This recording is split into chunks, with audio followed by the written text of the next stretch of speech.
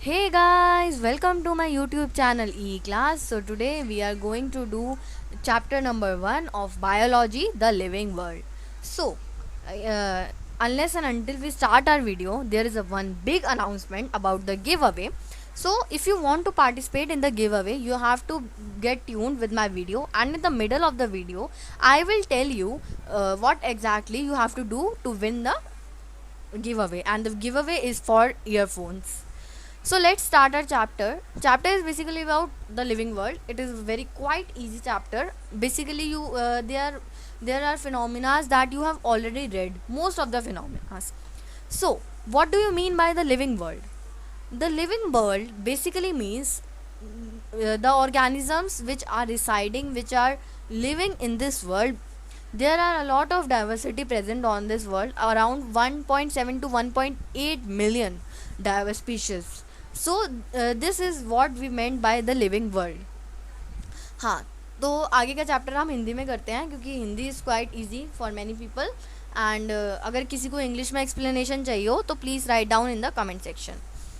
So life हमें पता ही है बहुत कॉम्प्लेक्स है, सेल से बनी है सेल्स, ठीक है. तो इसलिए हमारी जो बॉडी है उसके फंक्शंस अलग है, केमिकल रिएक्शंस अलग हैं, ठीक है. तो यही हमारे इंट्रोडक्शन में, ज़्यादा कुछ है नहीं इंट्रोडक्शन. अब एक बात बताओ, अगर हमें किसी ऑर्गेनिजम्स को लिविंग और नॉन लिविंग में बाइफिकेट करना है तो हम कैसे करेंगे? हमारे पास उसकी कुछ सर्टेन करेक्टरिस्टिक्स होनी चाहिए. तो इन्हीं करेक्टरिस्टिक्स के बेसिस पे हम उनको बाइफिकेट करेंगे, डिवाइड करेंगे. तो अगर कोई ऑर्गेनिज्म लिविंग है तो हम कैसे कह सकते हैं कि वो लिविंग है? तो उसकी कुछ करेक्टरिस्टिक्स हैं. First is your growth. Growth मतलब इंक्रीज इन द मास, अगर साइज इंक्रीज हो रहा है, या फिर नंबर, जैसे नंबर, हमारे टीथ जो है नंबर वाइज इंक्रीज होते हैं. हमारा जो मास है, वो हमारा जो बॉडी का वेट है वो हमारा मास बाय इंक्रीज होता है, ठीक है. तो एक मल्टी सेलुलर ऑर्गेनिज्म में सेल डिवीजन होता है तो मास इंक्रीज होता है, ठीक है. तो ऐसे ही ग्रोथ का मतलब या तो दो करेक्टरिस्टिक्स हैं, या तो मास इंक्रीज होगा अगर ग्रोथ हो रही है, या तो फिर नंबर इंक्रीज होगा. तो यही हमारा ग्रोथ में आता है, ठीक है. और नेक्स्ट इज योर रिप्रोडक्शन. अब रिप्रोडक्शन जो है, it is phenomena when we produce a new progeny, ठीक है. When a new individual produce a new when an individual produce a new progeny. तो इसमें दो टाइप की होती हैं, ए सेक्शुअल एंड सेक्शुअल, ठीक है. इसकी डिटेल में इतना कुछ जानने की ज़रूरत नहीं है. Next is your metabolism. Metabolism is basically जो हमारे अंदर केमिकल रिएक्शंस होते हैं, जैसे सपोज कैटाबॉलिज्म, एनाबॉलिज्म, ये तीन तरह की होती है. कैटाबॉलिज्म, एनाबॉलिज्म एंड मेटाबॉलिज्म, ठीक है. सो एनाबॉलिज्म इज़ बेसिकली जब हमारा बिल्डिंग अप रिएक्शन होता है, जब सिंपल स्ट्रक्चर्स मिलकर एक कॉम्प्लेक्स स्ट्रक्चर बनाते हैं, उसे एनाबॉलिज्म कहते हैं, जैसे फोटोसिंथेसिस. कैटाबॉलिज्म जो होता है वो होता है ब्रेक डाउन. जब हमारी बॉडी में ब्रेक डाउन होता है ना, जब हमारी बॉडी में ब्रेक डाउन होता है तो उसको हम कहते हैं कैटाबॉलिज्म. जैसे सपोज हमारी बॉडी में रेस्पिरेशन हो रहा है, डाइजेशन हो रहा है, तो उसे हम कैटाबॉलिज्म कहते हैं. और मेटाबॉलिज्म होता है जो हमारी बॉडी में केमिकल रिएक्शंस होते हैं, ठीक है. Next is your consciousness. Consciousness मतलब अवेयरनेस. जब हम स्टिमुलाई जैसे अगर हमने हॉट ऑब्जेक्ट को टच किया तो हम एकदम हाथ हटा लेते हैं, जैसे हमने अपने 10th में पढ़ा था, ठीक है. तो इसी को हम कहते हैं कॉन्शियसनेस. हम कितने अवेयर हैं, और आपको पता ही है ह्यूमन बींग्स जो हैं वो बहुत अवेयर होते हैं, ठीक है. अब एक बात बताओ, एक सिंपल सा एग्जांपल है और बहुत इंटरेस्टिंग है. एक बात बताओ, जो कोमा पेशेंट होता है आपके हिसाब से, इसको कमेंट सेक्शन में इसका आंसर लिखना. जैसे जो कोमा पेशेंट होता है आपके हिसाब से, क्या वो कॉन्शियस होते हैं या नहीं होते हैं? आपके पास 3 सेकेंड्स हैं. 1 2 3. हाँ, आप पॉज करके भी आंसर लिख सकते हैं. तो जो हमारे कोमा पेशेंट्स होते हैं वो भी कॉन्शियस होते हैं. हम ऐसा नहीं कह सकते कि वो अनकॉन्शियस है. हाँ, ये बात अलग है कि उन पूरी तरह से हम उनको कॉन्शियस भी नहीं कह सकते, क्योंकि उनको मशीन्स के द्वारा सपोर्ट किया जाता है. उनकी जो अंदर की फंक्शनिंग है वो मशीन्स के द्वारा सपोर्ट होती है. तो they are not properly conscious but they are still conscious, ठीक है. अब एक चीज़, defining property of life, very important term. अब इसको हम एग्जाम्पल्स के द्वारा समझेंगे. डिफाइनिंग प्रॉपर्टी, ग्रोथ, क्या हम डिफाइनिंग प्रॉपर्टी कह सकते हैं? नहीं. रिप्रोडक्शन को कह सकते हैं? नहीं. मेटाबॉलिज्म को कह सकते हैं? यस. कॉन्शियसनेस को कह सकते हैं? यस. अब इसका मैं आपको बताती हूँ रीज़न, ध्यान से सुनिएगा. ग्रोथ, अब क्या है, एक बात बताओ, एक ओल्ड इंसान है, क्या वो अगर ग्रोथ नहीं कर रहा तो वो जिंदा नहीं है? ऑब्वियसली वो जिंदा है. तो इसका रीज़न ये बनता है, डिफाइनिंग प्रॉपर्टी का मतलब ये होता है जिसमें कोई एक्सेप्शन नहीं हो, जो हमारे ज़िंदा रहने के लिए ज़रूरी है। जैसे पानी हमारे ज़िंदा रहने के लिए ज़रूरी है, ये एक बचकाना आंसर है, बट अगर हम साइंटिफिक उसमें देखें, बायोलॉजिकल टर्म में देखें, तो हमारे ज़िंदा रहने के लिए growth is not the particular term which is important. हाँ, मेटाबॉलिज्म इंपॉर्टेंट है, हमारी बॉडी में केमिकल रिएक्शंस होंगे तभी हम जिंदा, अगर डाइजेशन हो रहा है तभी हम जिंदा है, ठीक है। रिप्रोडक्शन भी ज़रूरी नहीं है। ग्रोथ, अगर एक ओल्ड इंसान ग्रोथ नहीं कर रहा, ज़रूरी नहीं है कि वो मर गया है, वो जिंदा है भाई, ठीक है। तो इसलिए ग्रोथ जो है वो एक डिफाइनिंग प्रॉपर्टी ऑफ लाइफ नहीं है, it is a exception. Reproduction, it is also exception. Metabolism जो है वो ज़रूरी है, बहुत ज़रूरी है हमारे लिए, क्योंकि हमारी बॉडी में अगर केमिकल रिएक्शंस ही नहीं हो रहे, so we can't live. Consciousness ज़रूरी है, अगर हम रिएक्ट ही नहीं कर रहे तो हम फिर क्या है। कोमा पेशेंट भी कहीं ना कहीं रिएक्शन देते हैं, उनके जो अंदर के सेंसेस हैं वो मतलब अवेयर होते हैं, ठीक है। तो कॉन्शियसनेस इज नेसेसरी। अब लाइफ स्पैन तो हमें पता ही है, एक डेफिनाइट लाइफ स्पैन होता है जो हम हर ऑर्गेनिज्म का हमें पता होता है। सेंसनेस, डेथ, लाइफ स्पैन में बर्थ इंक्लूड होता है, ग्रोथ, मैच्योरिटी, ये सब। लिविंग ऑर्गेनिजम्स जो होते हैं ना, वो सेल्फ रेप्लिकेटिंग होते हैं, इवॉल्विंग होते हैं, अपने आप को सेल्फ रेगुलेटरी होते हैं, खुद को रेगुलेट कर पाते हैं, ठीक है। रिस्पॉन्स टू एक्सटर्नल स्टिमुलाई को हम रिस्पॉन्ड करते हैं ऑब्वियसली। अब डाइवर्सिटी जो है हमें पता ही है, colour, size, anatomy, habitat, habits, हर चीज़ में डिफरेंट डाइवर्सिटी हमारे पास है। देखा यहाँ पे वही आ गई हमारे पास, कितने हमारे पास है 1.7 टू 1.8 मिलियन, जिसमें से 1.25 एनिमल्स की हैं और 0.5 मिलियंस प्लांट्स की हैं। अब डाइवर्सिटी में ये हमारे पास आता है, तीन चीज़ें बहुत इंपॉर्टेंट है अगर हमें उनको स्टडी करना है। एक बात बताओ, अगर मिलियंस ऑफ है, अगर किसी साइंटिस्ट को या किसी ऑब्जर्वर को इसको पढ़ना हो तो वो कैसे पढ़ेगा? एक एक करके पढ़ेगा, ही विल बी कंफ्यूज। तो क्या होता है, इसके तीन तरीके होते हैं, मतलब तीन चीज़ें करने के बाद हमें थोड़ा ईजी हो जाता है। हमारे पास क्या है, डॉक्यूमेंट्स है, उसके लिए हमें उस प्रोसेस को ईजी बनाने के लिए, लर्निंग प्रोसेस को, हमारे पास तीन तरीके हैं: आइडेंटिफिकेशन, नॉमेनक्लेचर, क्लासिफिकेशन। अब हम एक एक करके आगे इसको पढ़ेंगे, ठीक है। शॉर्ट में बता दूँ तो आइडेंटिफिकेशन किसी ऑर्गेनिज्म को आइडेंटिफाई करना, नॉमेनक्लेचर उसकी नेमिंग करना एक वर्ड में, क्लासिफिकेशन उसको क्लासीफाई करना on the basis of similarities and dissimilarities. Systematics बहुत इंपॉर्टेंट टर्म है 11th की। सिस्टमैटिक्स क्या है, एक ब्रांच है बायोलॉजी की जिसमें प्लांट्स, एनिमल्स और अदर ऑर्गेनिजम्स को नेम किया जाता है, कंपेयर किया जाता है और उनके बारे में स्टडी की जाती है। मतलब total process of informative purpose, for informative purpose. Identification मैंने आपको बताया ही है कि उसकी प्लेस जानना, उसके बारे में जानना, उन सबको with the help of keys हम आगे पढ़ेंगे, उसकी सिमिलैरिटीज़ को डिटरमाइन करना। तो ये सब जो है आइडेंटिफिकेशन के अंदर आप बिलोंग करता है। नेक्स्ट इज नॉमेनक्लेचर, ये वैसे सबको पता ही होगा, मोस्टली को हमने साइंस केमिस्ट्री में भी 10th में पढ़ा था। नॉमेनक्लेचर क्या होता है, बेसिकली उनका जब नेमिंग प्रोसेस होता है, अगर किसी ऑर्गेनिज्म का, सपोज ह्यूमन बीइंग है, उनका हम नेम ही नहीं होगा तो हम उनको पहचानेंगे कैसे? साइंटिस्ट वो वर्ल्डली एक्सेप्टेड कैसे होंगे? अब एक उसको कुछ और कह रहा है, एक उसको कुछ और कह रहा है, तो इसके लिए क्या होता है, नॉमेनक्लेचर का एक पूरा प्रोसेस होता है उसकी नेमिंग का। उसके अंदर दो ब्रांचेस हैं, एक तो इंटरनेशनल कोड, ये बहुत ज़रूरी है, ICBN, ICZN। International code of botanical nomenclature is ICBN and ये है प्लांट्स के लिए, और international code of zoological nomenclature is for animals के लिए, ठीक है। तो यही हमारे लिए बहुत इंपॉर्टेंट है नॉमेनक्लेचर में। अब बायोलॉजिकल नॉमेनक्लेचर, इसका नाम रखा कैसे जाता है, इसका पूरा प्रोसेस, ये बहुत इंटरेस्टिंग है इफ़ यू पे अटेंशन, ठीक है। तो इसके प्रॉपर प्रिंसिपल्स हैं, रूल्स हैं जिनको हमें फॉलो करना होता है, इनका नेम डिसाइड करने से पहले, ठीक है। तो हम सबसे पहले तो अब भाई इसका जन्मदाता कौन है, इसका जन्मदाता हमें पता होना चाहिए, कैरलियस लिनेयस, ठीक है। Obviously he is the founder of nomenclature, ठीक है, फादर ऑफ नॉमेनक्लेचर। सबसे पहले क्या लिखते हैं हम, generic name, that is genus in short, and specific epithet, that is species. तो सबसे पहले आता है, सपोज ये है मैंगी,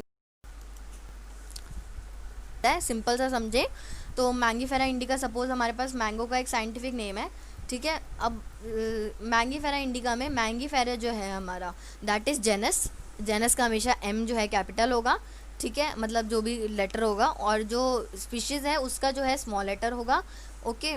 और अगर हम इसको हैंड रिटन लिख रहे हैं तो उसमें जो है अंडरलाइन करेंगे, अगर हम इनको प्रिंट करा रहे हैं तो उसमें जो है ये इटैलिसाइज होना चाहिए, इटैलिक्स में होना चाहिए। You know what I mean by italics, उसका एक अलग वे ऑफ राइटिंग होना चाहिए, ठीक है। अब जैसे human beings, homo is H is capital and in sapiens S is small. तो सैपियंस क्या है हमारा स्पीशीज, और होमो क्या है हमारा जेनस, तो ये कैपिटल है, ठीक है। लैटिन में लिखा जाता है इनके नेम, और इटैलिसाइज होनी चाहिए। अगर हम हैंड रिटन लिख रहे हैं तो अंडरलाइंड होनी चाहिए, ये आपको मैंने बता दिया। Genus is capital and species में first letter should be small. और अब नेक्स्ट आता है हमारा क्लासिफिकेशन। क्लासिफिकेशन तो हमें पता ही है, हमें उसको डिफरेंट कैटेगरीज में हम डिवाइड कर देते हैं on the basis of dissimilarities and similarities. Next is taxonomy. Taxonomy क्या है, एक प्रोसेस है जिसमें ना एक्सटर्नल और इंटरनल स्ट्रक्चर के बेसिस पे हम उसको डिवाइड करते हैं, बाइफिकेट करते हैं, ठीक है। अब टेक्सोनॉमी बहुत तरीके की होती है, साइटोटेक्सोनॉमी होती है, और कीमोटेक्सोनॉमी होती है, और एक एक्सटर्नल टेक्सोनॉमी होती है, और एक और होती है। तो ये सब जो है इतना डिटेल में ज़रूरत है नहीं अभी, ठीक है। मतलब नॉर्मल अभी इतने मतलब इतने लेवल पे इतना एक्सटर्नल जाने की ज़रूरत है नहीं। तो शॉर्ट में इसके कुछ पार्ट्स होते हैं एक्सटर्नल में। एक तो होता है classified taxonomy first, next is chemotaxonomy, cytotaxonomy, ठीक है। तो ये हमें पता ही है। Next is taxonomic categories. अब इसमें ये इंपॉर्टेंट है, हम क्या करते हैं उनको ना लेवल वाइज लेवल डिवाइड कर देते हैं, उनका लेवल बना देते हैं, एक हिरार्की बना देते हैं, ठीक है, एक लैडर सी बना देते हैं, और उनको हम डिवाइड कर देते हैं अरेंजमेंट, एक प्रॉपर अरेंजमेंट में, ताकि स्टडी पर्पस के लिए वो ईजी हो। तो हम इसको देखते हैं। सबसे छोटी होती है हमारी स्पीशीज़, ठीक है। स्पीशीज़ हमारी सबसे छोटी है। स्पीशीज़ एक बेसिकली जो हमारे पास एक ऑर्गेनिज्म है वो हो गई हमारी स्पीशीज़। जब स्पीशीज़ मिल जाती है तो वो बनाती है जेनस। जब जेनस मिल जाते हैं तब वो फैमिली बनाती हैं। जब फैमिली सारी एक साथ मिलके ऑर्डर बनाती हैं, फिर एक क्लास बनता है, उसके बाद हमारा डिवीजन एंड फाइलम बनता है, उसके बाद हमारा एक प्रॉपर किंगडम बनता है। किंगडम जो है दो पार्ट्स में डिवाइडेड होता है, kingdom animalia and kingdom Plantae. Animalia is for animals and Plantae is for plants, ठीक है। अब इतना अगर हम इसके आगे डिटेल में जाएं, but it's not important division in सबको पढ़ने की, बस इसमें से मेन मैं आपको बता देती हूँ। स्पीशीज़ जो आपको पता ही है, मैंने बताया, जैसे मैंगीफेरा इंडिका एक स्पीशीज़ है मैंगो ट्री की। अब एक जेनस है, जेनस जैसे लायन, टाइगर, ये एक particular closely related to species होते हैं, ठीक है। फैमिली जो हो गई सोलेनम, विथेनिया, धतुरा, तो ये सब हमारी फैमिली हो गई। ऑर्डर, ये एग्जांपल्स दी हुए हैं if you want to learn. Class, dicotyledon, dicots जो हो गए। डिवीजन और फाइलम जो है वो एनिमल्स के लिए यूज़ होता है, और डिवीजन जो है ये प्लांट्स के लिए यूज़ होता है। ये इंपॉर्टेंट होता है, कभी कभी 1 मार्क्स में आ सकता है। Phylum is for animals and division is use for plants, ठीक है। नेक्स्ट किंगडम, मैंने आपको बता ही दिया, kingdom Plantae and kingdom animalia. Plantae is for plants and animalia is for animals. Next is taxonomical aids. ये बहुत इंपॉर्टेंट है। Taxonomical aids से पहले से टेक्सोनॉमिकल एड के बारे में पढ़ने से पहले मैं आपको थोड़ा सा कॉन्टेस्ट गिव अवे के बारे में बता देती हूँ। अगर आप उसमें पार्टिसिपेट करना चाहते हैं, what you have to do is like, obviously share, subscribe and comment the answer which I am asking you, that is explain taxonomic aids, or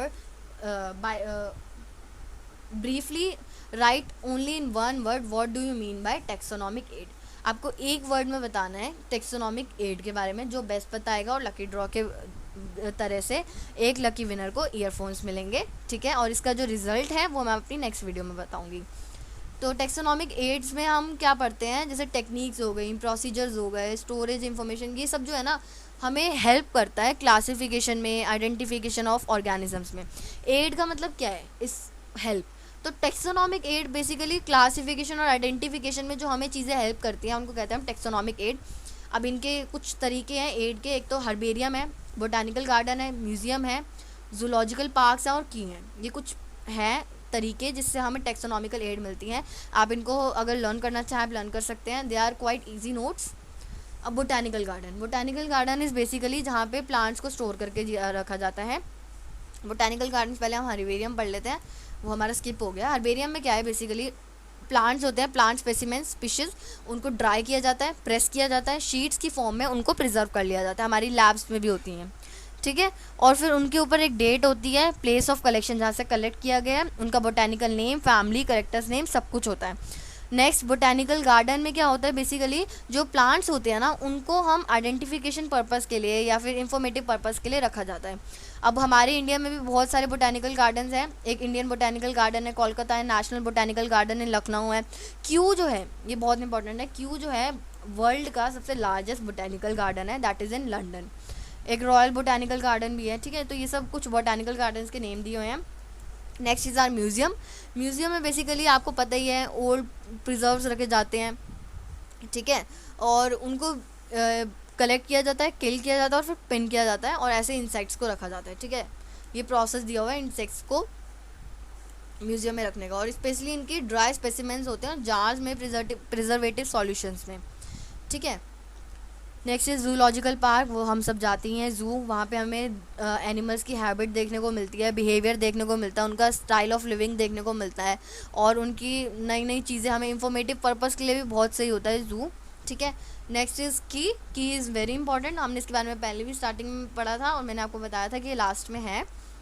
अब की जो है, की इज़ बेसिकली टेक्सोनॉमिकल फीचर है, टेक्सोनॉमिकल एड है, help है, जो एक आर्टिफिशियल एनालिटिक फंक्शन है। इसमें क्या होता है की में बेसिकली उनको ना उनकी इन्फॉर्मेशन को स्टोर किया जाता है आइडेंटिफिकेशन पर्पस के लिए, और दो कॉन्ट्रास्टिंग कैटेगरीज करेक्टरिस्टिक्स ले लेते हैं और उसके बेसिस पे उनको रखा जाता है। एक उसकी करेक्टरिस्टिक्स को रख लेते हैं, दूसरे को रिजेक्ट कर देते हैं, और हर एक स्टेटमेंट जो हम की में यूज़ करते हैं उसे कहते हैं लीड, ठीक है। ये हमें पता होना चाहिए, एक डेफिनेशन है। अब separate taxonomic keys are use for each taxonomic category. हर जो भी हमारे पास टेक्सोनॉमिक कैटेगरीज है, स्पीशीज़, जीनस, फैमिलीज एक्सेट्रा, जो भी हैं, इनके लिए हर के लिए अलग अलग की है, हर के लिए अलग अलग फीचर्स हैं, हर के लिए अलग अलग लीड है जो हम यूज़ करते हैं उनको बाइफिकेट करने में। कीज़ जो हैं बेसिकली एनालिटिक पर्पस के लिए यूज़ होती हैं, ठीक है, उनको एनालाइज करने के लिए कि कौन सा मतलब कैसा है। अब इसमें बहुत चीज़ें हैं, फ्लोरा, मैनुअल्स, मोनोग्राफ, कैटलॉग्स, ये सब जो हैं ये रिकॉर्डिंग डिस्क्रिप्शंस के लिए यूज़ होते हैं। मैं आपको शॉर्ट में बता देती हूँ।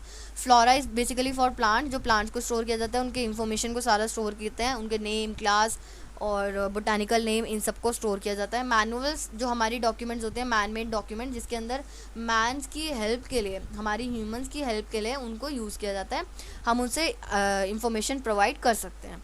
Next is monograph. मोनोग्राफ क्या होता है, एक सिंगल टेक्सन के ऊपर एक पूरा डिटेल डॉक्यूमेंट होता है, उसकी डिटेल्स पूरी दी होती है। मोनोग्राफ जैसे एक प्रॉपर टेक्सन है, टेक्सन का मतलब होता है कैटेगरी, एक पर्टिकुलर कैटेगरी है उसके ऊपर पूरी डिटेल्ड वेल डिटेल्ड डॉक्यूमेंट होता है। कैटलॉग्स भी ऐसी इंफॉर्मेशन के लिए रखा जाता है, वेल डिफाइंड डॉक्यूमेंट्स होती हैं बहुत डिटेल में, और ये सब जो है रिकॉर्डिंग डिस्क्रिप्शंस के लिए यूज़ होता है। तो यही हमारा एंड होता है चैप्टर। Thanks for watching.